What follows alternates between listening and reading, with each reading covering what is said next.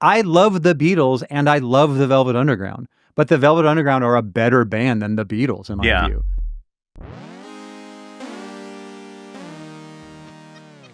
This is Good One. I'm Jesse David Fox, senior writer at Vulture and author of Comedy Book. My guest this week is Ben Gibbard, lead singer and songwriter of Death Cab for Cutie and the Postal Service. Death Cab has a new album out, I Built a Tower, and I found it to be their best in like 20 years. Ben and I talk about how to put out great work deep into your musical career and what motivates him to do so, even when he knows that the music that will define his legacy is in the past. I also ask him literally, how do you write a song? And generously, he tells me. So here is Ben Gibbard. I'm here with Ben Gibbard. Thank you so much for joining me. Thanks for having me. This is fun.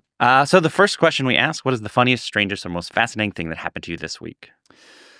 We were staying at the Bowery Hotel, and we were doing press there, my bandmate and myself, and these women came into the hotel. There were about 3 or 4 of them, and they were all rather slender. There are usually there are famous people who stay at the Bowery Hotel, and I'm not including myself in the echelon of famous people. And there are fashion people, models, whatever. And each one of them, they were looking for a place to sit, and each one of them had a shopping bag, like one of those like Trader Joe's size shopping bags with at least 10 baguettes sticking out of each one of them. And they're like, can we sit here? Is this a good place? Can we sit? Okay, we'll sit outside. And we were in the middle of an interview, and this is kind of happening in my kind of view. And I just kind of took a second. I was like, I'm sorry. This is the way my brain works. I have to know why they have all this bread. Can somebody go ask them why, or can somebody spy on them and find out why they have this bread? Because I'm trying to find the nicest way of putting it, but they seemed like they were the kind of people who were very carb conscious. Sure. Yes. And so I really don't know why they had that bread. And you never found out? I didn't find out. Life is full of these little mysteries. I've started to just ask people straight up why they're doing something or what's the deal with that? I'm a stranger. What's the deal with that coffee cup, man? Like, who's that on that coffee cup? Yeah. And you can choose to answer me or not. But I didn't get an answer, so that will remain one of those life's tiny insignificant mysteries. Hopefully they're watching. If you're watching, I doubt it. Sound off in the comments. You don't know who my fans are. They're going to be all models. They're going to be all baguette loving models. To all of you, please sound off in the comments. So Death Cab for Cutie, your band, has a new album. I Built You a Tower. And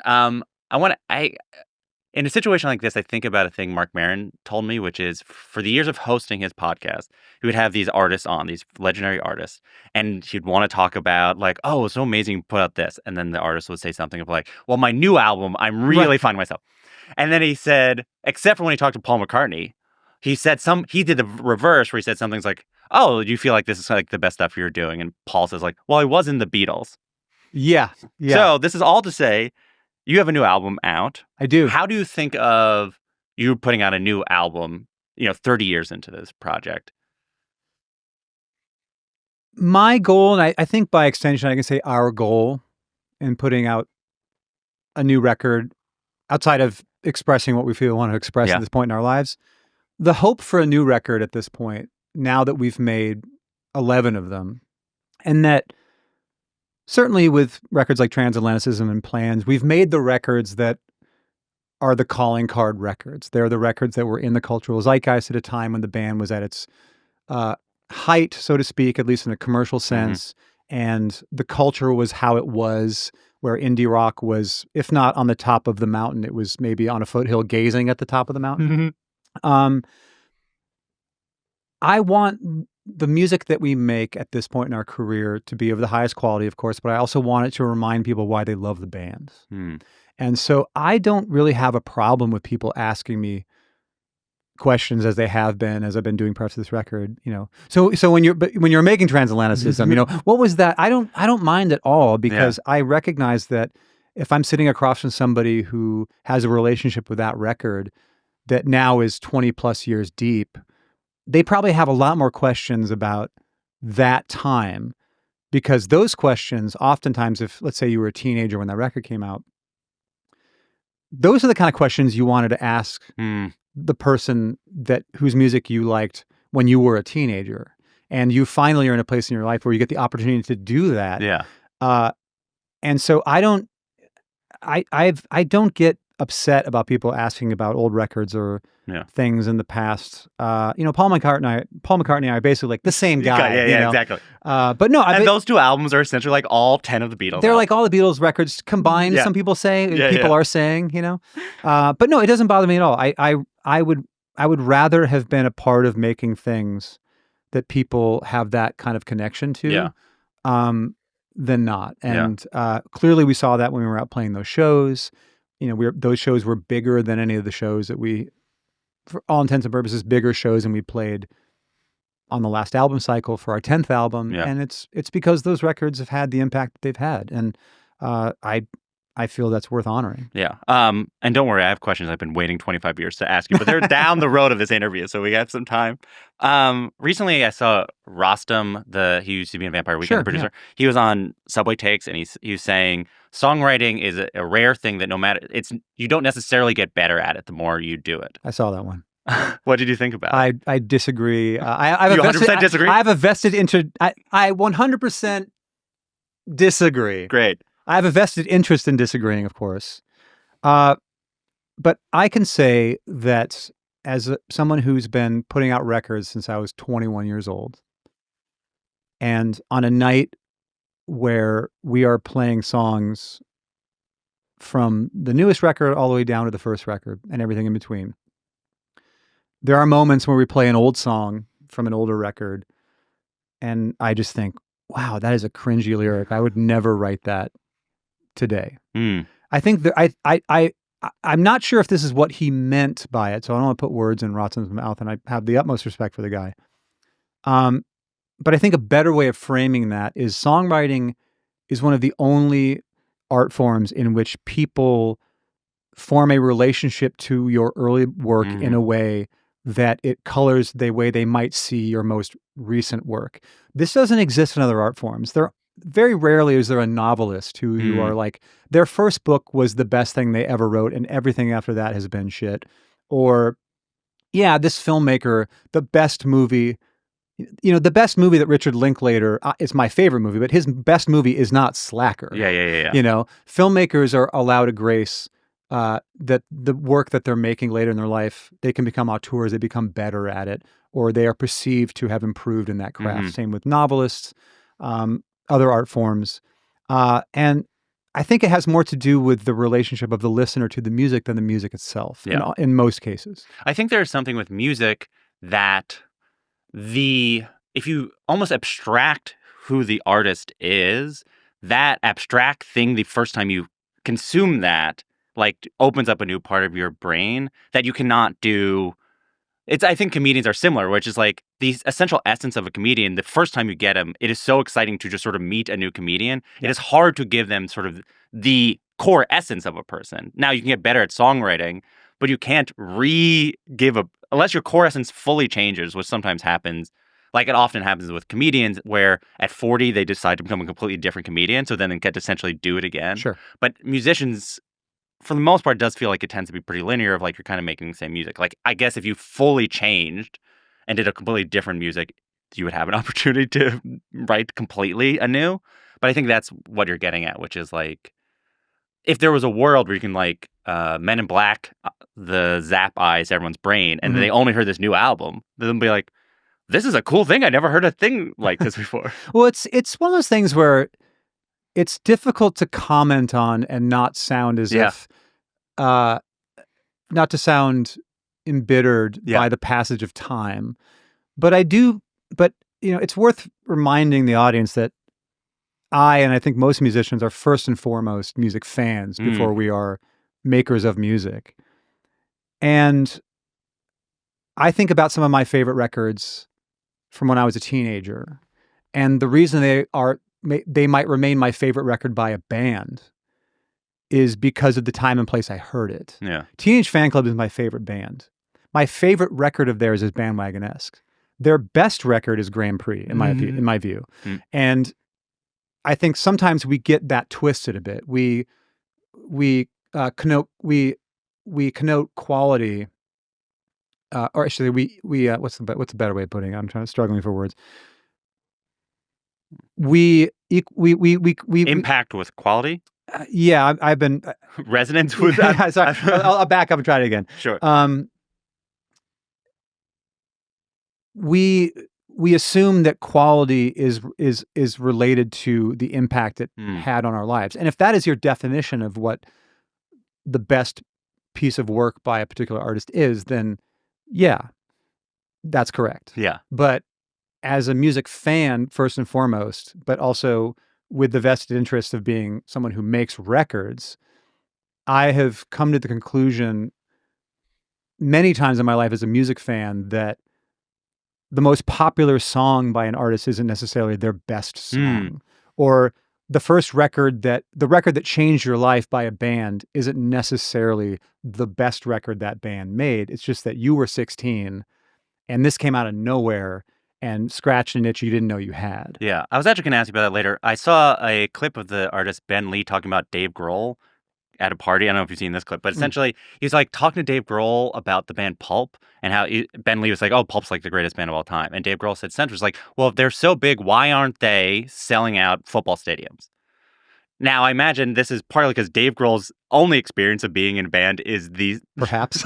But I'm curious if you had these conversations where it's like, I think where there is an assumption that the biggest has to be the best because it connects to the most amount of people. And I imagine that is not necessarily how you would think of it. Well, look, let's give the comments something to talk about here. The Velvet Underground are better than the Beatles. Their music is more interesting than the Beatles, but the Beatles are the bigger band. Yeah. I love the Beatles and I love the Velvet Underground, but the Velvet Underground are a better band than the Beatles in my view. They're more important to me. Their music's more impactful. It's richer. The lyrics are more poignant and more poetic. The creative decisions are more avant-garde. The pop songs are poppier. This is my view. People are going to rage on me about it, and that's fine. I don't check social media ever. Sure.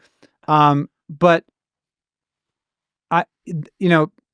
the biggest thing has never been the best thing. Because 50 million Elvis fans can't be wrong. Well, they actually can. They can't be wrong that Elvis is great. Elvis is great. Yeah.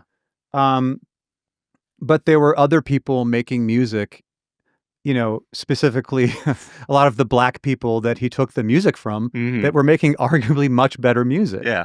I think at least for the Velvet Underground v. the Beatles argument, the counter would, I don't even think it's a counter. It would be sort of like, it's almost like if you were to narrativize history opposed to sort of the like tangible experience of it, you're like, well, because the Beatles were so big, it is just sort of an interesting thing when anyone is that big. Like all phenomena are interesting. 100%. And because the Beatles phenomenon was so phenomenal, whatever. You're like, oh, that it's almost like if greatness is such an odd, smushy word, they are great because there's such a large scale that we must reckon with them, where the Velvet Underground, arguably, music critics can reckon with them, but there's less of a need for, like, all cultural historians, too, arguably.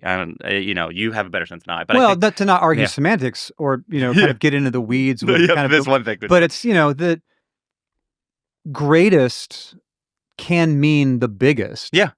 Right? I would never, the Beatles, by that definition, are the greatest band of all time. Yeah. I just think the Velvet Underground are way better. Yeah. That's just what I think. So, and that's, again, I have bought the Beatles catalog 5 times. I own it in mono. I own it in stereo. Yeah. I own it in CD. I own it on vinyl. I bought it on cassette when I was a kid. This is not knocking the Beatles. It's just, I think the Velvet Underground are better. I reach for the self-titled Velvet Underground record more than I reach for any Beatles record that was ever made. We got our own little Subway Take segment. We kind of do. We're moving into this guy's territory. Yeah. We just needed to be on a Subway for its entire interview. So I was talking to Vulture's music critic Craig Jenkins about the new album, and he wanted to, before I say this, he wanted me to point out that he said day one Death Cab fan. Okay. And we both agree that there is something about this record. We felt like, as I would put it, it felt like there's a certain sort of urgency to the songwriting, that the songs felt like they needed to be written, whatever that is. Again, this is abstract. But in my opinion, it's one, it's hard to rank it, but it's somewhere, I think it's one of your better records, one of your best records. I really, really love Thank the you. record. Thank you. Is that urgency something? Was there something that felt like driving this in a sort of unique way for you? Did it feel different than the last however many records? It did, in the sense that the older I get, I've become more of an astute student of long careers. Mm. And I listened through the catalogs of some of my favorite artists who've been making records for a long time or made records for a long time. And I feel that some of them, who will remain nameless, of course, made the mistake so that we don't have to. Mm. And my primary goal in writing this record and wanting to make a record that sounded like this was like, I don't want to make boring music in my 50s. Like, I'm turning 50 this year. I don't want the acoustic guitars to come out and be languidly strumming through every song. I don't want to make the mature record. I don't want the London Philharmonic to swell up in the bridge. And I'm just finding a lot of music made by people who we even came up with. I'm just finding a lot of it rather boring. Yeah. And there's also an element of, as I get older, I just really want to rage against the dying of the light. I don't want to settle into this age in the traditional way that people do. Yeah. And I want to make music that's fun to play live. When we've had records that were sleepier or more, that required more bells and whistles to perform them, it just feels like you're tethered to the ground. Yeah. And there's moments on stage where you just want to fly. You just want to feel as if you're flying. You want to feel as if I want it to feel somewhat dangerous, like it did in the beginning. And we can never go back to that time. I can never write those kind of songs again. But I certainly can listen to those early records and think, wow, I really like the process of making that. I'd like to make something using that process again, or setting a limit on how slow the song could be on a record. Like, I don't want to dip below this BPM, or I don't want to have a soggy middle of the record. I want to create a record that we could walk out on stage and play live, and hopefully have people react to it, at least with some level of the same enthusiasm and energy that they do the material that they've known for years. It's interesting because it feels like earlier years you're often were like defiantly slow, some of your songs. Yeah, they were. Yeah. Well, we as a band that kind of began in the 90s, it was the style of the time. Yes. Low and Codeine and Slint and the Red House Painters taught us that, take it down a notch. Why don't you slow it down? But there's intentionally slow, and then we're playing the slow because we don't have the stamina to play fast anymore. Yeah, that's interesting. I always wondered, there's just sort of becomes this thing of like this mid-tempo song that in my head there does not exist in any other time except for bands in their 50s. They're like, we're playing rock songs, but they are just not fast, or they're not ballads. They're just sort of a tempo that seemingly appeals to no one, to be nice to these bands we're not naming. Of course, we're not naming them. Well, and a lot of those songs seem to fall in that 70s era Dylan stomp tempo, where it's like I'm telling you a story, man. And you can tell a story at 140 BPM. Yeah. It's not that hard, Much of the album seemingly is about it's about a few things, but it seems like it's about an ending of a relationship. As much as you're comfortable talking about, can you talk about sort of what happened and sort of what you felt you wanted to communicate about that? Yeah, in 2023, summer 2023, I went through a separation and a divorce, and it was painful, as those things tend to be. Very rarely are they fun, or I never believe people when they say it was amicable, or we're just way better friends. It's very difficult to downshift from let's spend the rest of our lives together to let's just see each other occasionally and enjoy each other's company. That doesn't happen that often. and it's certainly not happening in my case. But as I started writing songs that were inevitably going to be tied to this time of my life, I made the conscious decision that I didn't want to write a bitter record. I didn't want to bring undue attention to this person that I'd spent 10 years of my life with. I didn't want to there wasn't dirty laundry I wanted to air. That all felt like corners of my songwriting that I've kind of already touched on when I was younger, and just seemed rather immature to air one's dirty laundry for the world in that fashion. And I'd also been in weekly therapy for the first time in a very long time. And I felt like that was providing me with a level of emotional intelligence that made me want to write about this experience as a very internal experience rather than, to kind of borrow the phrase, kind of take it to court, in the sense that only a fool goes to court, the jury's bound to see it my way kind of thing. I didn't want to do that. And it just felt it would have felt like it would have been lazy and also just ground that had been covered a lot. And also this person I was married to and was with for 10 years is not a celebrity. This is a person who just lives a normal life. And I don't want to bring undue negative attention to someone who, we had 8 great years and 2 not so great ones. It's just how it goes, I want to unpack a little bit because I do think that is the thing that I was struck by if you look at your entire catalog, how that has evolved. And as you mentioned, there was another divorce you went to. The person was a celebrity. A little more famous. A little more famous. That was unpacked in the album Kitsuji. And what was that experience like to essentially have an album that you knew was going to be treated like a Taylor Swift album, right? Right. That people were going to be decoding? Yeah. What was the experience like? How did you decide to approach that? And how do you think you, as a songwriter, changed by going through that experience of, this is how I'm going to approach this thing. People are going to treat it this way. I'm going to live through it. Well, Kintsugi was the first record where people more or less knew who I was talking about. Yeah. Even if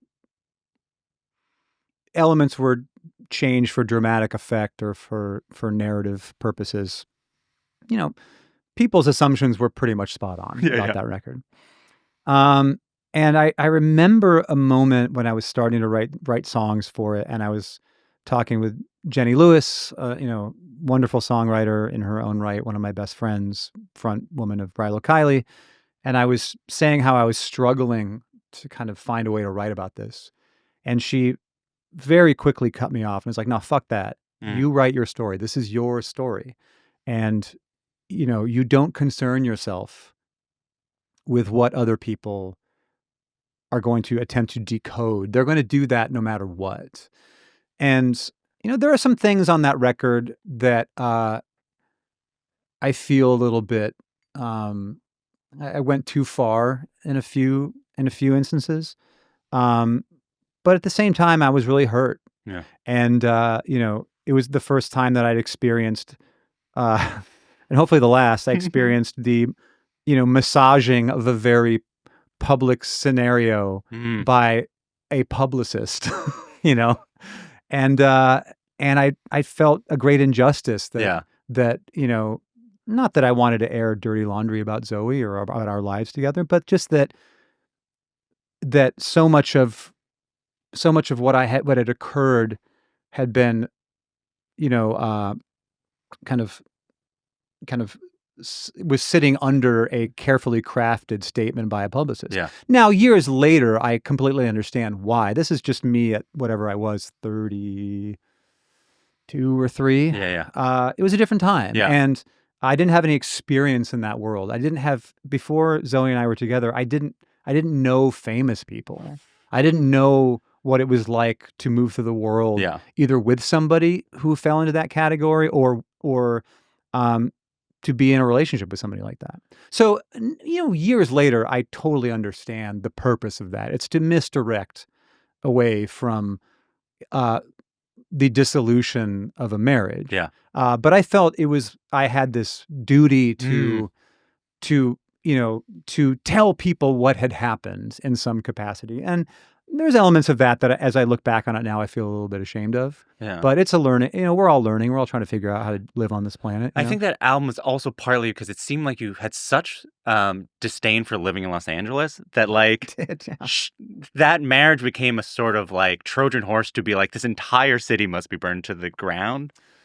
I gave it the college try. I received a lot of very justifiable shit for having written a song on the photo album called Why You'd Want to Live Here about Los Angeles, and then moving to Los Angeles in 2008. But it turns out that a lot of my initial thoughts on the city were not far off. As comparison, so there's a song called Trapdoor on this album. It's one of my favorite songs he's written. It's gorgeous. And I think there's a lyric that I feel like examples how it's a little bit different of approach, which is, if only the winners write history, then there'll be nothing on our page, which is very different than like blaming a person for a marriage, then reckoning with a thing that happens. Can you talk about what that line means? Yeah, I mean, you've really, eloquently kind of hit the core of it. But yeah, I think that there was a moment in my life when I was younger, and certainly in my first marriage to Zoe, but in other relationships I've been in, where I think it's very easy when a relationship goes south, and it doesn't even have to be a romantic relationship. Yeah. It can be any kind of relationship you have with somebody, a friendship or whatever, to take the defensive position that something has been done to you, and that you were but just an innocent party moving through the world and had this wrong done to you. And as I've gotten older, and of course I'm not going to go into any of the details around the dissolution of this most recent marriage, but I signed up for this. I was a willing participant. There were things I could have done better. There were cues I missed. There were ways in which I framed myself and my interests above another person's. We all, when we enter a relationship with somebody, are, for all intents and purposes, a willing participant in that relationship. And I wanted to kind of connote with that line that, yeah, I mean, there's no winners here. We stood up in front of our friends and said we'd be together for the rest of our lives. This is the second time I've done this, and this is not how it's going to be. So, and there's, I pray that, I don't know if you have gone through a divorce. I hope you have not. Hopefully you never will. Mm-hmm. But anybody who has, I think that there's something that you don't realize until you're going through it, is like there is an element of shame in it. And even if you're a very cosmopolitan urban person, even if you're not a religious person, even if this isn't a religious based ceremony, or if you're not Catholic, there's an element of shame that comes with it, where it's somewhat humiliating to realize that you called all your friends in from all around the world, and people bought plane tickets and they booked hotels, and they were like, "Oh, I got to get a suit for this thing. I'm in the rooms. I got to buy a suit and a gift and all this kind of stuff, and I got to go to Seattle in the middle of the summer or whatever." And then you have to call those people and tell them, "Hey, it didn't work out." And the people who are your friends, they understand. And I've never heard any of my friends have gotten divorced. I've never taken the position that I am assuming people have taken about me, of like, I had to buy a flight to that thing. It's like, you feel bad for the people. But as the one who's going through that, there's a level, it feels humiliating to have to call people and tell them, call your parents, it's really humiliating. It feels bad, regardless of whose fault it was or what precipitated it. So to kind of come back to what we were speaking about earlier, this is one of the reasons I want to write about this from the internal, rather than some kind of salacious tell-all about the dissolution of a relationship. It's just, I've written that before. That's been done. That there are certainly people in the world in the past year who have garnered a lot of press by doing that, and have certainly we've all kind of but I don't want to be that person. And and my ex-wife's a wonderful person. It just didn't work out. When you look back on the breakup songs of your youth, so your 20s, like the the cruelty of some of these songs, or there's condescension, and there's Someday You'll Be Loved, Tiny Vessels, Sure. even District Sleeps Alone Tonight. You are speaking down to this person for a lot of the song. Were you a cruel person then, or is that sort of the character of the song you were writing? Do you think like you were actually? Yeah, I hear what you're saying. Yeah. I think it was more character than whom I was, but at the same time, the person who I wrote Tiny Vessels about, I should say, was displeased when the record came out. But the silver lining of that is, in the years since then, we have buried a lot of hatchets, and we just chalk it up to, hey, we were 25. Who has a strong emotional intelligence at 25? Yeah. All due respect, people out there at 25, but and I think that coming back around to Rostam's take on songwriting, it's like I've gotten better at being a songwriter because I've developed emotional intelligence. Yeah. I've with age comes a level of wisdom, and if you're doing work on yourself, as I have been doing, you develop a level of emotional intelligence you didn't have when you were in your early 20s. And people might like those songs more, and that's fine. If you like those songs more, I'm happy for you, because I made something that touched a stranger's life. And at the end of the day, we could be so lucky to do that, right? But I'm a better songwriter at 49 because I have developed an emotional intelligence I didn't have when I was 25. I remember, I think it was around your first divorce, there was like a Stereo Gum piece like about the idea, like, do we want you to be sad? I don't know if you I remember that. I do remember that. Yeah. I remember and that. it was, and the piece wasn't like, yes, we do, but it was like reckoning with that. But I do think like you're in this sort of position where you literally just toured 2 albums where you are singing breakup songs that a 20-year-old write, where you're saying mean things about a person. And people are like, how do you think about that? Like that the version of you people like most is, or whatever at least have, is this sort of crueler version of you that you feel like you've matured for. How do you how does it just even live with you, where you're like, you've matured as a person, you've matured as a songwriter, and people are like, yeah, but can you actually like evolve? Well, I guess we'll see what happens when this record comes where they're out, like, right? oh yeah, you got. Well, I think we're not there yet, because as of taping this, Hasn't come out yet. Hasn't come out yet. Excuse me. So I guess we'll find out about that part. But I do think that some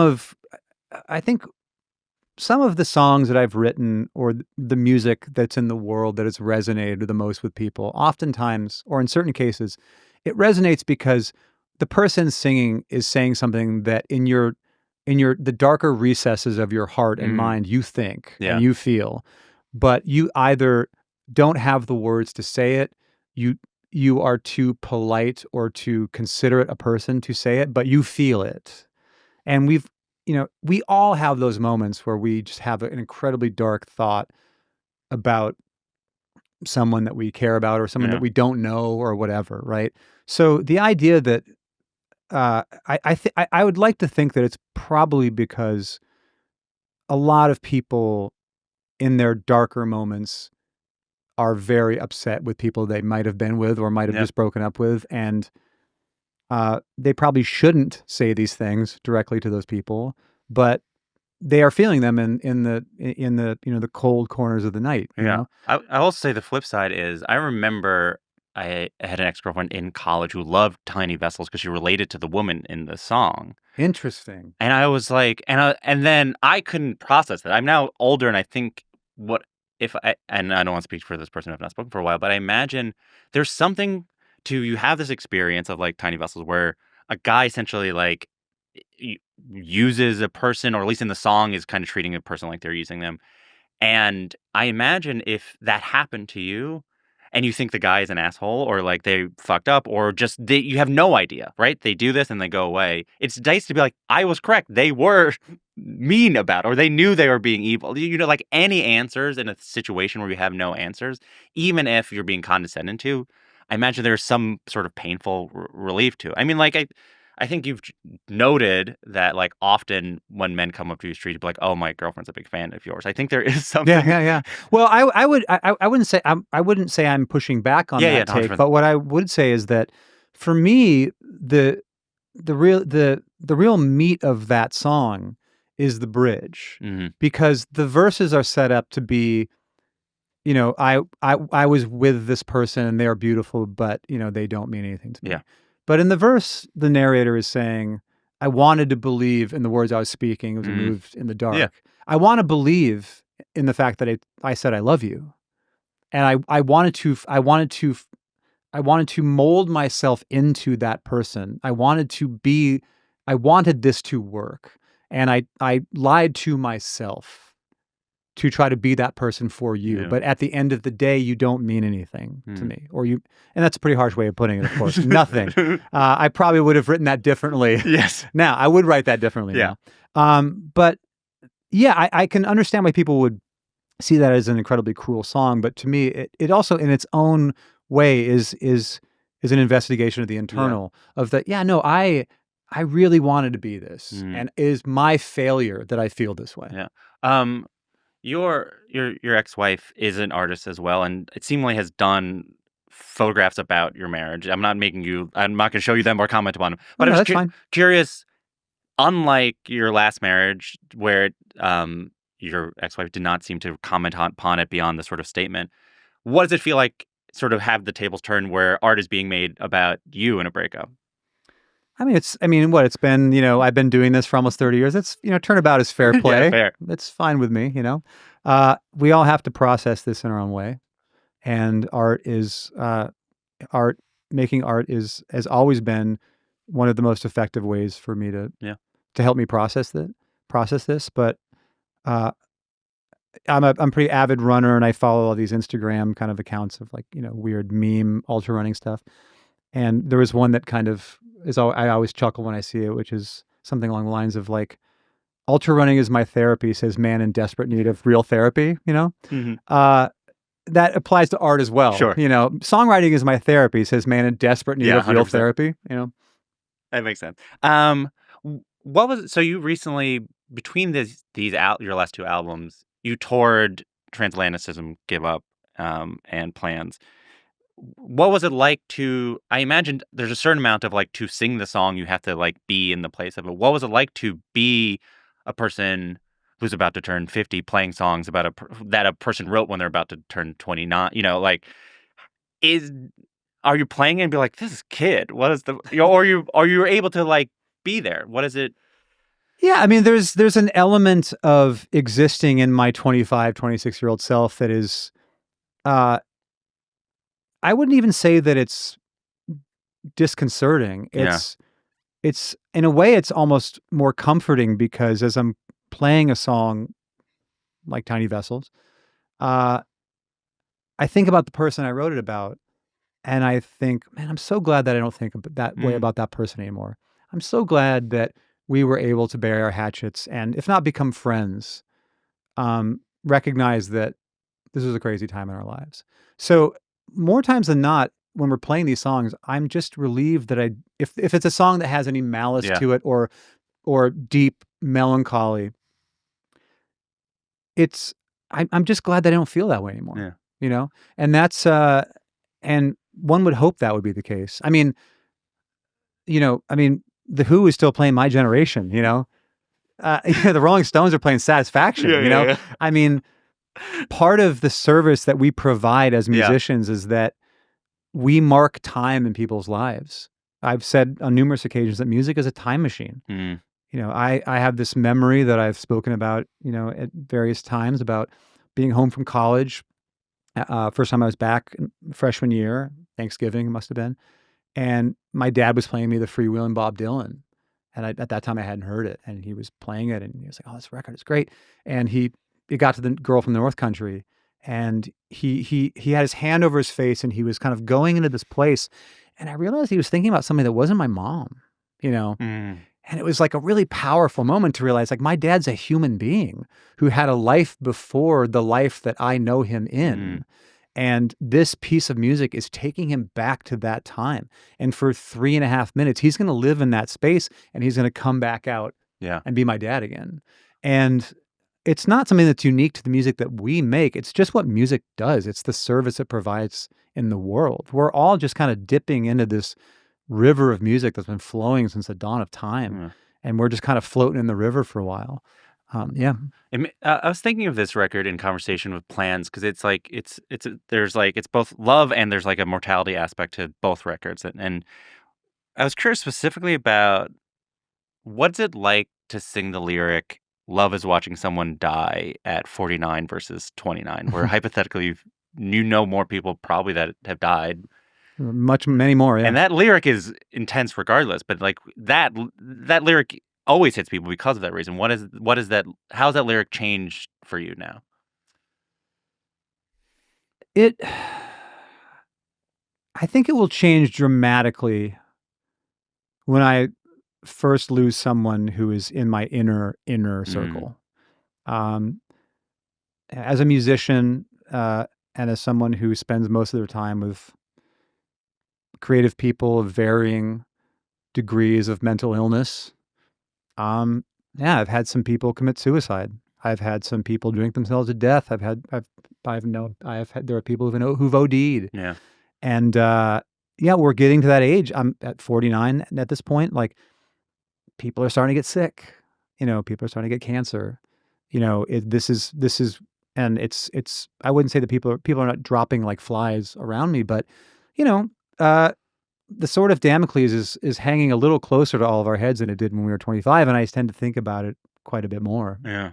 This is a section called "How to Write a Song," which is if you could pick up the guitar. This is the time for the guitar. I got it. Okay. So, from what I understand, you like to write to music. Well, first question is, how do you write a song? You know, I'll pick up the guitar and I'll.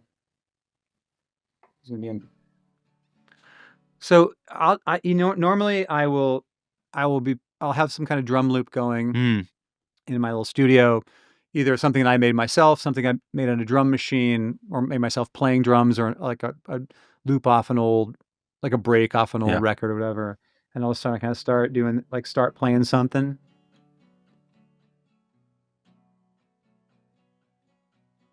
And just kind of let my hands kind of go where they're going to go.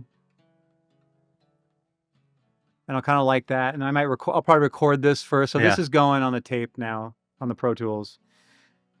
And then I write linearly. So, you know, I'll just start with a line like, glove compartment is inaccurately named. Well, that's a nice idea. Why? Yeah. Well, now I have a question I have to answer. And then, well, I'm not going to answer that question yet. Well, I'm proposing a swift and orderly change. That's a weird lyric, but I can get away with it if there's some kind of payoff later. Yeah. So I tend to write songs in that fashion. I always do the music first, and very rarely do I write a chorus first. Yeah. Or I never have a set of lyrics on the page, and I'm like, how can I put this to music? It fascinates me that I just for the first time met.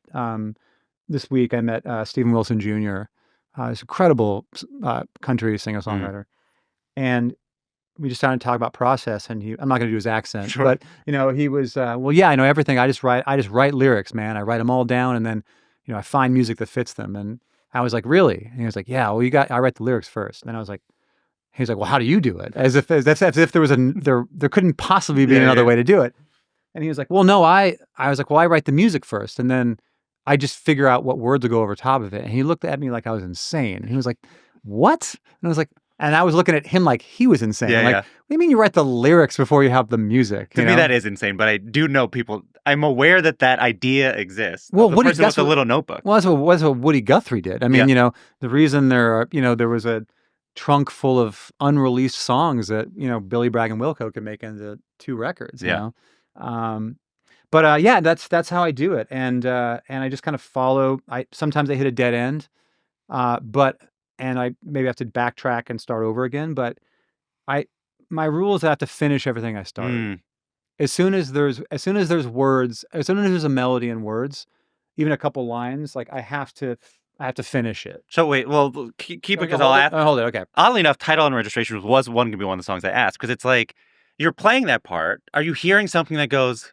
And your brain just goes glove compartment. Like how is it? Are you hearing the thing and it somehow inspires you? Like or are you playing the guitar part for "I'll Follow You Into the Dark," and for some reason you're like, oh, this is this. Like how? Where does the word or sentence come from? Because you're not doing the third way, which is like, and then you then go back and be like, well, there's a little bit of that. Yeah, there's a little. I mean, I don't record gibberish and then find the syllables, but I was probably doing something like, and like, and there are sometimes there are just general mouth sounds. That are that's as we say, they sing well. So, that might be where I might want to start. But yeah, I mean it's music and then just humming gibberish, and then eventually it's almost as if it's just like it's like when you go to the eye doctor and which is better, 1 or 2, and they've got on the really blurry setting, then they whir that thing up to kind of click it into your prescription. And you're like, oh, now I can see what those letters say. It's kind of like that. Yeah. The thing and so you have that. And in my experience of songwriting, it's like I could come up with a part that can be sung over. And then you go, now there has to be an entirely new part, and I can never do that part.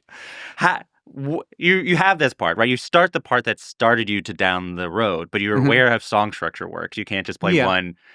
Well, if you're Noi, you can. You can just do that one part forever. Yeah. Unfortunately, you're not. So do you have tricks? Do you have ways to do? Like, how does he then go like, okay, I need a second part? Will you often record? Will you have both parts when you're recording lyrics?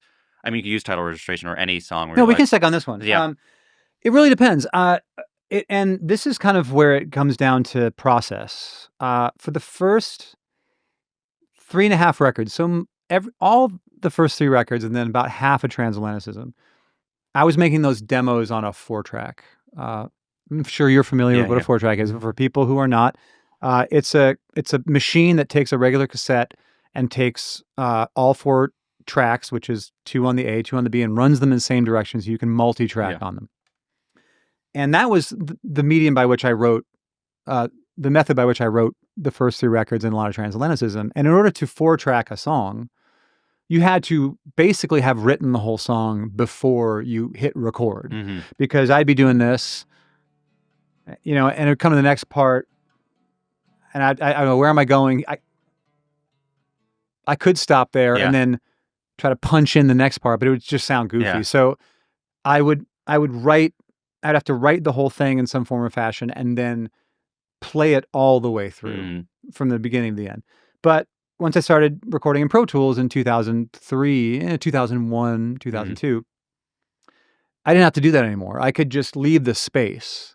And then I could, when I get to the chorus, I would hear the music coming out of the speakers, and it would get to this last chord. And then I could just play into it.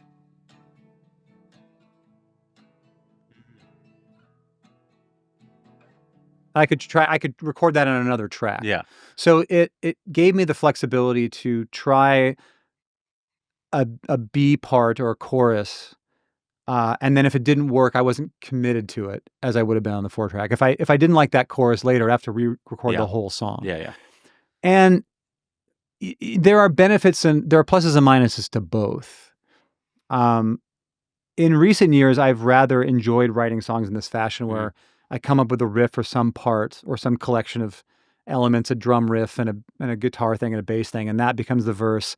And then I leave space in the linear time of the song for the chorus, and that, let's say I'll leave 10 bars for that. Yeah. And then be listening to it loud and play into it as if and try to write it, Yeah. write it out of the verse. So the next question, the other thing is, I think I was hearing you talk about The District Sleeps Alone Tonight, and you're like, oh, this needs a Death Cab for Cutie style guitar solo. Like, you knew the guitar type. The thing that's going like that. How does that go again? That thing, yeah, kind of a little chimey thing in there. I wanted to, and they're just shapes that your fingers go in. It does not seem like you're like a person who, like, as a teen, like, I got to study all my scales so you can do all. No, there are definitely shapes on the guitar. Like, I really love living in this space, like, and that's kind of like a like like this, I really like that. There's a number of songs that are kind of playing in this particular box of the guitar. I really like, let's call it the Doug Marsh chord, which is to do 2 notes on the guitar, like the root and the high third. So it's like, so it'll be like a. Right, it'll sound better if this is not gone. Yeah. Like a.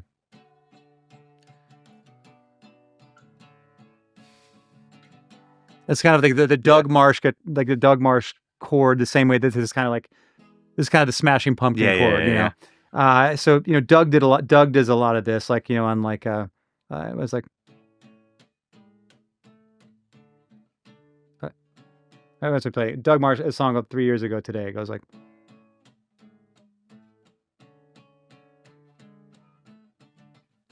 he does a lot of that, and that's one of the many things that I've over the years have stolen from Doug. I love refrains. Refrains my favorite type of thing in a song, where like a chorus, like a coda refrain. Okay, and Plans has a lot of them, and then this album has a couple of them. There's the one that I think of is an Envy the Birds. You have the lyrics: "Speak without words, no one gets hurt. It's safer where it's quiet." Mm-hmm. How do you think of a refrain? Because it is grandiose. It can be. Yeah. How do you think? I mean, you can talk about any of the refrains from that or the plans. I think Marching Bands what's the name of the song? Marching Bands of Manhattan is probably the most refrain you have. Yeah, well, it's interesting. One of the many really great production calls that John Congleton made on "I Built You a Tower" was my demo of "Envy the Birds" was structurally identical to the version that that's on the record. The drums and the bass and the guitar it's kind of like a power trio demo. And when it gets to that outro, that refrain, I'm doing, there's all extra guitars and it's really big, and there's big, the vocals are quadruple tracked, and John was like, I want a sea change here. I want there to be a scene change. I want it to go from it's the sound, kind of conceptually speaking, the music in the first half of the song is in 5/8 time, and I landed on the lyrics about an argument, because that's kind of how an argument is. You're jumping the beat on somebody. You're trying to get in early with your point before they finish theirs, but the end, it returns to 6/8 time, and he was like, I want it just to feel like everything falls away, and it's just very simple. And I really appreciate that production call, because it provided us with a different type of refrain than I think we've maybe ever had before. Because it's the default on the refrain, to your point, is to go big. Yeah. To go big. And instead we kind of went the opposite direction.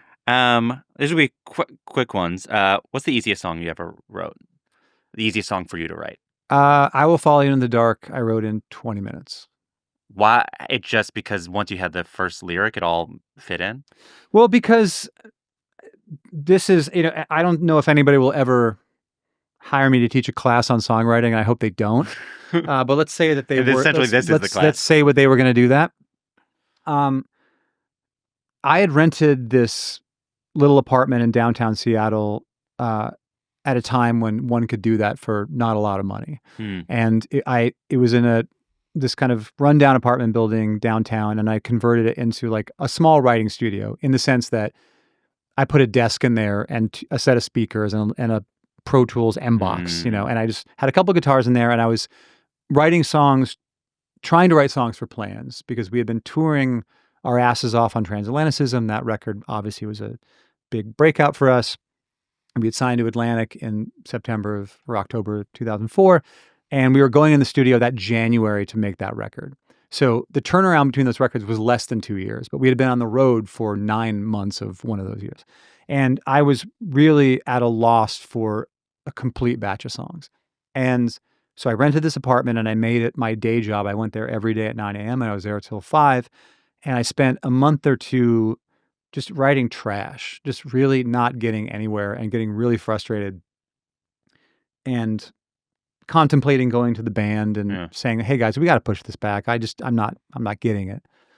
And then one day I took the bus in from Ballard where I was living and I went to the apartment and I sat down and I put a capo in the capo 5 position and I just started plucking out these chords, and it was as if the song was just beamed down from somewhere, that I was just the medium for it. Yeah. And it just all poured out in 15, 20 minutes. And I recorded it really quickly, and then I just kind of listened to it and then just kind of put the guitar back on the stand and walked out of and went home. Yeah. Because I was like, that's a day's work. And my point in framing it in this way is that it really is, songwriting is a craft of failure.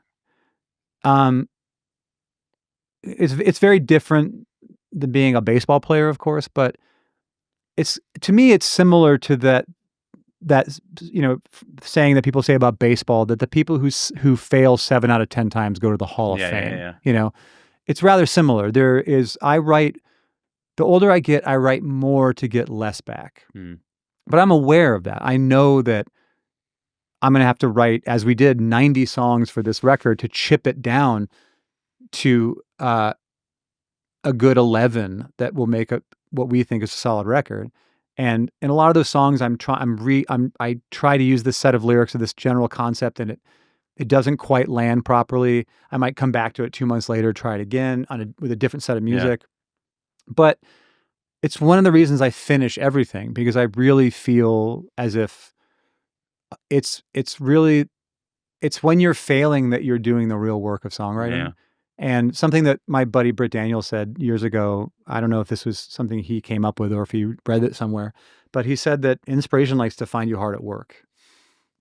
And when I was younger, I would just sit around lazily, just waiting for the moment to arrive. Yeah.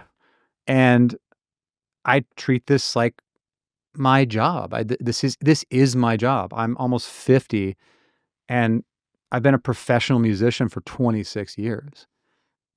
About a year ago, I had a storage locker in Seattle, and I had moved it around a couple of times. It had gotten broken into in the pandemic. It's just one of those things. If you've ever had a storage locker, anybody who's there is this there is a period in which it is a wonderful place just to throw shit into and just not think about, but eventually you're just like, I gotta get in there and I gotta go through that stuff. And I hired an organizer to kind of Marie Kondo the storage locker and get me out of it. I was like, let's be really harsh and get out of it. And and amongst the many things that I found in the storage locker, 99% of the stuff I found was like, I don't need a box of Spin magazines from 1992, like stuff like that, But I found this shoebox, like an Avia shoebox, that had a 2+ year correspondence with a pen pal that this girl that I had been pen pals with when I'd moved from DC back to Seattle. And all the teenage feelings are in these letters, and it was really wonderful to reread them, and without knowing what I was saying to this person, I only had the one-sided conversation. It was just a really wonderful experience. My teenage self was just completely ignited again in this way that was unique, and I never felt that way, and it was the subject of many therapy sessions. Yeah. But in one of these early letters, I must have said to this person, I want to be in a band. I want to be a songwriter. I want to be in a band. That's what I want to do. And this person who, at the time is 15 or 16 years old, right, is writing back, oh, I just know you're going to do that. I just know this is what you're going to do. That's so cool that you want to do that. In the same way that I want to be an astronaut. That's so cool that you want to be an astronaut. Yeah. Well, not many people become astronauts, right? Yeah. And I had this moment rereading some of these letters where it's not that I had ever forgotten about this, but that I was face to face with something I had said for all intents and purposes when I was 15 years old about what I wanted my life to look like. And that became my life.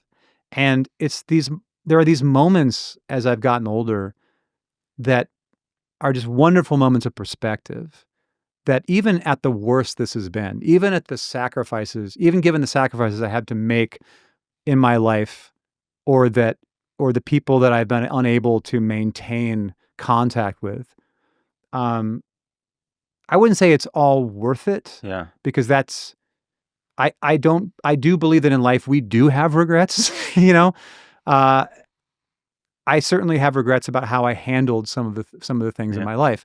But at the end of the day, I've been able to do exactly what I wanted to do. And not only that, but I've been able to be successful at it. And that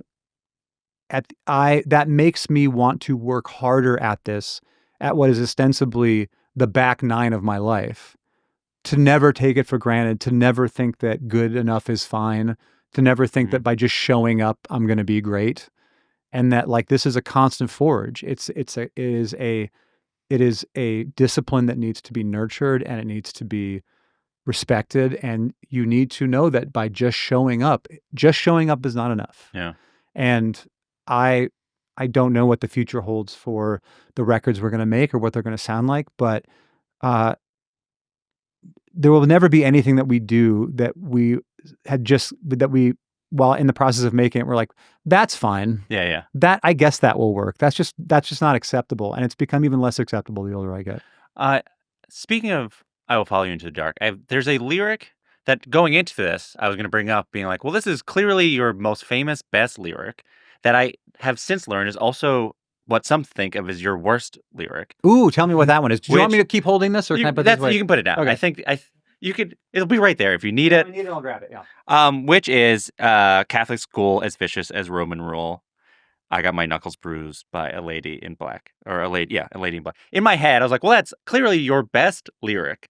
I don't know if it's my best one. Or just sort of like, it's like, because this is your biggest song, and it's like, it is so, a person wrote a lyric of a song. Yeah. I think now thinking about it, it's probably why it is both, in my head, stands out as an example of you being good at writing lyrics. And if someone was looking to complain about you, that lyric is such a big swing. Interesting. I've certainly written some bad lyrics in my time, but I've never, that one's never stuck out to me as being good or bad. I do rather like the couplet of Catholic school as vicious as Roman rule. That I found that rather clever at the time, because as growing up a Catholic, Roman rule, the Vatican is in Rome. I found that was rather, I was rather impressed with myself for that one. But yeah, that's weird. I've never heard that. I mean, then again, I also I don't have myself on Google alerts and don't spend any time on Reddit. Yeah. So, but I love these kind of debates, because not everything you do is great. Not everything you do people are going to love, and you can't have a long career without having some clunkers in there. It's just how it works. You mentioned there are lyrics that you sing back now that you're like, that's cringy. Do you have lyrics that your least favorite of your own lyrics that you still have to perform because people ask you to perform those albums? Maybe not so much that we perform. There are certainly there's a song on We Have the Facts from Voting Yes. It's difficult to talk about this because I never want. I feel like if I do ever call out a particular song I've written, and that happens to be a song that somebody really loves, and I say I think it sucks, that's kind of an unfair indictment of someone's taste, right? But let's just say there's a song on We Have a Facts from Voting Yes that, as I was writing it, I didn't believe in it. And it's a song that we don't play that often, but it was a song, and there's one on Plans as well, which is not I Will Find in the Dark, that I knew I was lying when I was writing it. Oh, you said that about She Will Be... Someday Will Be Loved. Yes, yeah. I knew, I didn't believe in that one when I was writing it. And, that to me is the quintessential example of an album track. Mm. Something that I wish I had something better. I wish I had come up with something better to place there. Mm. But in my view, I didn't. And I was just talking to somebody yesterday, a journalist who jumped in, and I don't know if they were just being nice, but they were like, "But I love that song." It's like, see, there you go. I talk shit on one of my songs, and there's someone out there who's like, "Hey, wait a second." So at a certain point, not every record can be the best record. Not every lyric you write is the best lyric. And at the end of the day, I'd rather fail going out trying to do something unique and just miss than write inconsequential lyrics that are not trying to accomplish anything. You performed "I Will Follow You Into the Dark" with Dua Lipa. I did, yes. How did that happen? What was that like? I was at home, and I got a text from a buddy of mine, this producer named Andrew Watt, and he had said, "Hey, Ben, Dua Lipa wants your phone number. She's coming to Seattle, something about wanting to do a song together." And I was just like, "What?" And then at that exact moment, I got a call, I got a text from a +44 number, so a UK number. And it was something like, "Hey, Ben, this is Dua Lipa. I'm so sorry to bother you. And I hope this isn't too much of an inconvenience, but if you wouldn't, I'd love to talk to you about maybe doing a song with me." And I was just sitting there, I was like, there's really nothing that Dua Lipa could ask me that I would be offended by. And it was just it was so polite. Yeah. And so unlike what I would assume someone who is that famous, how they would approach that question. Yeah. And then I opened Instagram a little bit later, and, at the time I was not following Dua Lipa. Sorry, Dua, I wasn't. But in there with all the like, "Hey, come to Brazil," it was like, "Hey, Ben, it's Dua Lipa. I was hoping you might find it in your heart to come," whatever kind of thing. And so we were texting, and I was like, "Of course, I would love to. That sounds amazing." And she wanted to do "I'll Follow You in the Dark." It's like, "Yes, that would be lovely." And I went down the day of the show, and she is and was one of the kindest, most radiant people I've ever met. And as I was telling some friends that I was, "Hey, on the low, I'm going to do this." And I had my bandmate Nick and my friend Jay have daughters who are between 8 and 10. They're huge Dua Lipa fans. And I was like, I'm going to press my luck here. And I'm just going to ask, "Hey, look, I know you're super busy. I mean, this show is crazy. Yeah. There's like dancing and dancers and everything. I know you're really busy, but if you could find just a moment to just take a photo with my friend's daughters, they would really appreciate that." Because I am also in this world, obviously not not in that world, but Yeah. I am in this world. I understand how hectic these days can get, and if this is not doable for you, totally understand, not a big deal. But if you have the time, it would mean a lot to me. And she's like, "No problem." So, my Nick and my friend Jay bring their daughters into this room, and Dua's team, everybody from the texts that are coming to me to say, "Hey, is this pedal going to work okay? Let me take you this way."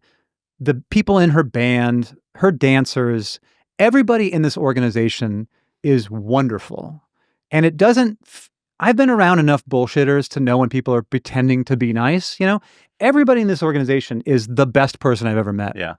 And at the allotted, the time when, Dua had said, "Yeah, I can make it at this time," whatever. So they're in the room, and, I'm not in there with them. I'm doing my own thing. And afterwards I'm like, "Hey, how did that go? Did you guys get the photograph?" And he's like, "Oh my God, yeah." She came in, she hung out with these girls for 10 or 15 minutes. She got down on her knee and was like, "My name's Dua. What's your name?" And she made these kids' lives.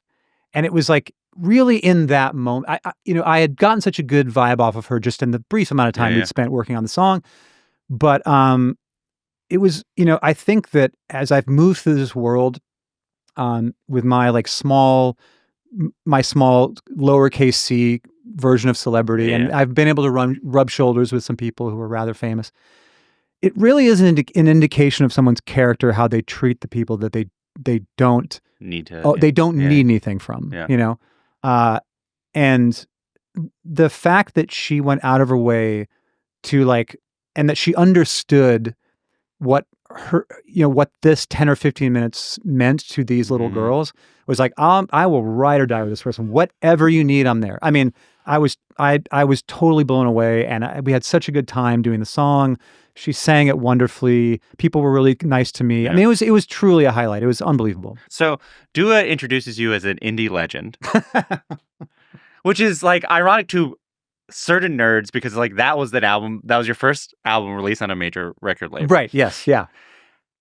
And I think this idea of like, if you try to explain to a young person now that this was a big deal, they'd be like, I don't even think they would be able to compute the idea that you signed to a major record label, and certain people will hold that against you for the rest of your life. Or it seemed, or acted like they were going to, and then they moved on because everyone was sort of doing it. Yeah, it didn't seem like it really had much of an effect either way. But yeah, at the time it was rather traumatic, yeah, for some people. But it sort of coincided with sort of indie moment. Can you talk about what that decision felt like at the time, and sort of what indie meant, what it means to you now versus what you thought it meant then, especially for people who were not there, who saw the distinction. I think there's sort of a desire now to be like, well, it's you and the Strokes were like hanging out all the time on the and it's like, these are different worlds. So contextually, what did it mean to you? Well, I'm of a generation that that we all worshipped at the Church of Fugazi. Yeah. Right. And while no one could ever really recreate what they built, and by that I mean, if people are not familiar, they had / have their own record label called Discord. You know, in the 90s, on the back of the CDs, it said, or LPs, it said, this record is available for $8 postage paid from this address. Meaning, if you went into a record store, they're charging $12 for it. You could order it right from the label. They didn't want to gouge people. They were doing $5 shows in the 90s. And the idea was, we want this experience to be accessible to everybody. And people of our generation, a lot of us that was the gold standard. We were all worshiping at the Church of Ian. And so the delineation between indie or I should say the definition of being indie was entirely being on an independent label. Yeah. And there were these indie warriors, so to speak, who were sniffing out bands who were actually signed to a major, but they had tried to kind of, their management or whatever had decided to, let's put out an indie record first to give them some indie cred. People sniffed this out immediately, and those kind of bands were, I wouldn't say thrown out of the kingdom, but because they never were in the kingdom. But that was seen as very uncool. And there were a number of bands that I grew up loving that when they signed to a major, I was upset. First and foremost, Jawbreaker. Yeah. Jawbreaker puts out 24 Hour Revenge Therapy in 1994. It is one of my favorite records to this day. I think that the songwriting, the lyricism on every Jawbreaker record, but specifically that record was hugely influential on me. And they signed to Geffen, and they're putting out Dear You. And there was a moment where it was like, there were a lot of people in the community that were like, fuck these guys, because 24 Hour Revenge Therapy was really raw. Mm-hmm. And I believe Rob Cavallo produced Dear You, and it's a pretty slick record. But the songs are amazing on Dear You, and it is their best record. And that was the climate where it was very uncool to do that. Over the years, getting into the early aughts, that was starting to soften a bit, because the music industry, the major label music industry, was starting to kind of crater in a post-Napster world. And we reached this point when we put out Transatlanticism, and the record started to do well. Mind you, we were not being played on the radio. We were not being played on MTV. Yeah. But this show called The OC started using our music as a character. And through The OC, our music was beamed into millions of households. And we didn't have access to those people. And just by the sheer fact that the record Transatlanticism started to sell, it was 100,000, 200,000. Eventually, it was nearing gold. The shows were getting bigger. It was proof of concept that if you place this music in front of people, music that doesn't really have choruses, and a lot of it is slow and languid and sad, that if you just give people another option, they might take it. And it might be possible for a band like us to not be like Coldplay or something like that, or U2, but like, and no disrespect to either of those bands, but there's decisions you've made not to be Coldplay. I imagine you could a number of decisions, but we wanted to see what could happen if we had a radio campaign. We wanted to see what could happen if we could get a little bit of money to make a proper video. Yeah, and I made some statement early in that process where I said something like, the only thing that's going to change about our records is that there's an Atlantic logo next to the dog logo, the Barsuk logo. And, I was being a little defensive in that. But at the end of the day, we were on a major label for 20 years, and we never experienced a single moment of interference in what we were doing. We went out to Longview Farms, a studio in Western Massachusetts, just the four of us, and made plans. No one from the label came in and said, I don't hear a single, or maybe you should get this person on this track, or bring in this songwriter or whatever. Chris Walla produced Transatlanticism. It went gold and eventually platinum. And so Chris Walla was going to produce Plans and Narrow Stairs, and he did. Yeah. And so I understand if people want to be dogmatic about it and say that indie is, as we did in the early mid 90s, we take a hard line that independent music exists solely on labels that do not have any corporate ownership of them. That's your prerogative. But it's worth noting that we made music independent of the record label. We just used Atlantic Records to promote the music that we were making. On our second record on Atlantic, the follow-up to a platinum-selling record, the first single we released was 8.5 minutes long and had no words in it for the first 4.5 minutes, and they were cool with that. Yeah. So I consider that Sonic Youth was on DGC from the late 80s until for over 15 years.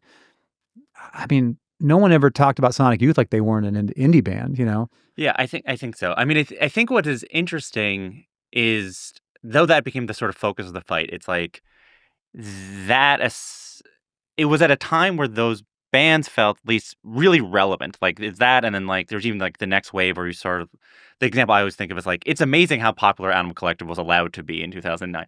Can I speak on that for a moment? It's your time. You have to get the airport.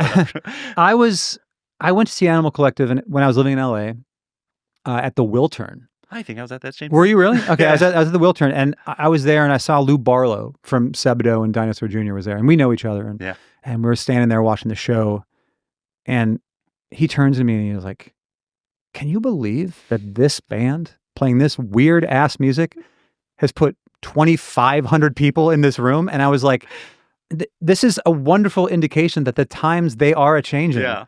That if you give people an alternative, no pun intended, to hair metal, they will choose Nirvana and Pearl Jam. If you give people an alternative to Limp Bizkit, they will choose it. Yeah. People will also choose Limp Bizkit, but not everybody wants to listen to that. Limp Bizkit. Yeah. The question I always wonder is like, have they changed back? The times they changed, and they seemingly. And the thing I'm going to focus on one thing, which was, did you see the New York Times list of the 30? I did. Yeah, I did. Yeah. And I'm not to put words in your mouth, but if the New York Times put a list of the 30 greatest podcasters who interview people, even though I wouldn't think I'd be on the list, I still would be like, what if I'm on this list? Oh, I knew come on, I wasn't going to be on that list. I don't know if you have a second, but there's like one person that I would say is like of the indie world I know on you're it, going to say. which is Stephen Merritt. Stephen Merritt, yeah. Did you feel like, it's like I imagine like Mountain Goats fans were probably the most angry if I had to guess, but I imagine Wilco fans were. Oh no, absolutely no. Stephen Merritt belongs on that list. But I think they'd be like, should be more, not. Oh well, I will say this. There are. I will obviously not going to name names. There are a few people on that list that I know why they're on that list, and it's not because they're one of the 30 greatest songwriters currently active. I also think that any list of the greatest living, there's so many qualifiers, the greatest 30 living American songwriters that doesn't include Tom Waits and Bill Callahan, in a way, negates the list. But I did think a lot of it was good. I was surprised how many of them I agreed with, and I think that I 100% support the inclusion of Stephen Merritt on that list, because I do believe he's one of the greatest songwriters of our lifetime, and an absolutely, wild human being. Yeah. I have so much. Well, I'll ask quick. Have you met Taylor Swift? Never have, no. All right, cool. Great. Great. I don't have time for that story. Is there a story? I don't know. If you had a story, then no, I've never met Taylor Swift. In 2018, you ranked all the Death Cab for Cutie albums for Noisy, which was Vice's music thing. I don't know if that still exists. You've now put out more albums since then. One album since then, yeah. No, that was 2018. So you was it? Okay, maybe. You put out 3, and I think you did not include the most recent album on it. That was part of the rule. You weren't allowed to include the most recent record. I have no rules. Can you re-rank all your albums now that you have more albums? I also have a list of your albums and what you said. Okay, let's see. I know this is the order. Let's see. Okay. This is the order of 1 to 8, right? Yeah. You don't have to count down. You can count up. Yeah. I'm gonna say my Codes and Keys. Now there's 11, so I'll see if I can do this in my mind. Sure. I'm going to say Codes and Keys is 11. Photo Album is 10. Something About Airplane is 9. Kintsugi would be 8. Asphalt Meadows would be 7. Plans would be 6. Narrow Stair. Plans would be 6. Built You a Tower would be... I'm fucking this up, I think you're right. 5. 5. And then I still think that 3 is Narrow Stairs, 2 is We Have the Facts, 1 is Transatlantic. Great. If you were to have to put Give Up on the list, where would you put it? I would put it in the top 3, probably. I think Transatlanticism as an album, in the construct of an album, is the best album. I think Chris's production work and the way he kind of connected all of these songs, and there's all these things that kind of connect. There's like these musical connectors, and the song begins with a drone on D flat and ends on a drone on D flat. There are all these there are these wonderful kind of signifiers throughout the record that make it an album. But I don't think that as a whole they are entirely my best collection of songs. Does that make sense? Yeah. But as an album, it's the best album. And I think that We Have the Facts is, if you're like an OG head, that's your favorite record. Yeah. That's if I like see somebody, if I see somebody at like the Bonnie Prince Billy show, let's say, and they came up to me, they're like, "Oh man, We Have the Facts, loved that record." That's kind of one for the mega heads, But where Give Up, it's like it's so hard to detach it from it as a phenomenon, almost unrelated to you. Do you feel like it's almost like it is a thing that you are in service of more than 100%? I mean, we made this record for fun, and it just kind of, Sub Pop's projections for it when they were signing us was like, if this does well, we'll sell 20,000 copies. Yeah. And so at a certain point, it almost became, we're getting these calls from Sub Pop. It sold 50,000 copies, 100,000 copies, 200,000 copies. And we weren't touring. We weren't doing press. We weren't out there, pounding the pavement trying to get people to buy it. It just became this really wild, like early internet culture. Yeah, 100%. Word of mouth record. And it took on a life of its own to the point where we certainly made it, but it was difficult to take credit for the success of it, if that makes sense. So now will be time for a final segment, which is like a lightning round, but these questions are not actually fast. You can answer whatever speed you want. These are just questions I ask everybody, so I put them together. Yep, you got it. Do you have a short story of an interaction with a legendary musician, living or dead, you're willing to share with us?